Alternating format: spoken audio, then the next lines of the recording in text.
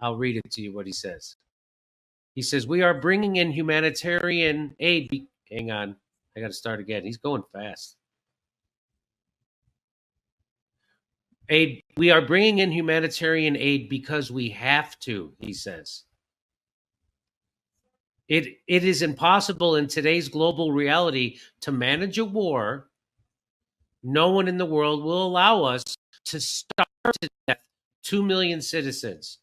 Oh, chagrin. 2 million. That sounds very, what's the word I'm looking for? Holocausty. That sounds very Holocausty. Here we go. So they want to, he wants to starve 2 million people. Let's watch. Although it may be just and moral, to kill 2 million people. Okay. So, by the way, those are civilians. He's not talking about combatants. He's talking about women, babies, children, senior citizens, grandparents. That's what he's talking about.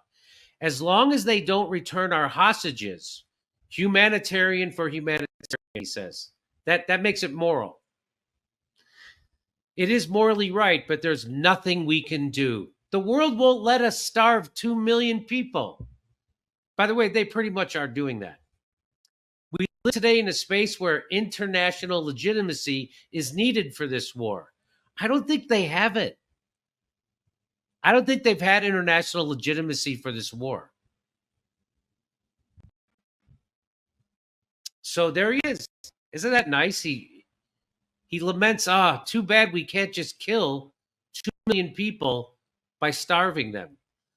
Speaking at a conference hosted by the far-right Israel Hayom newspaper, Israel Finance Minister Bezalel Smotrich complained about having to allow humanitarian aid into Gaza, saying that international norms are stopping Israel from taking what he claims is the moral path of starving 2 million Palestinians to death.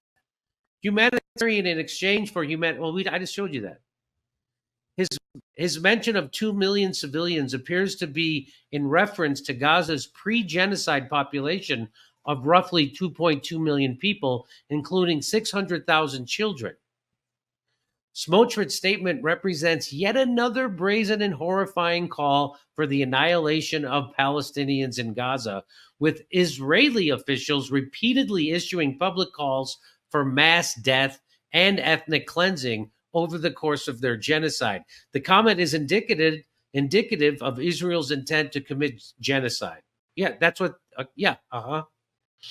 Although Israeli officials have insisted in public statements that they are simply hunting down Hamas soldiers, many reports have indicated that Israeli military considers any Palestinian adult or child to be a potential Hamas soldier.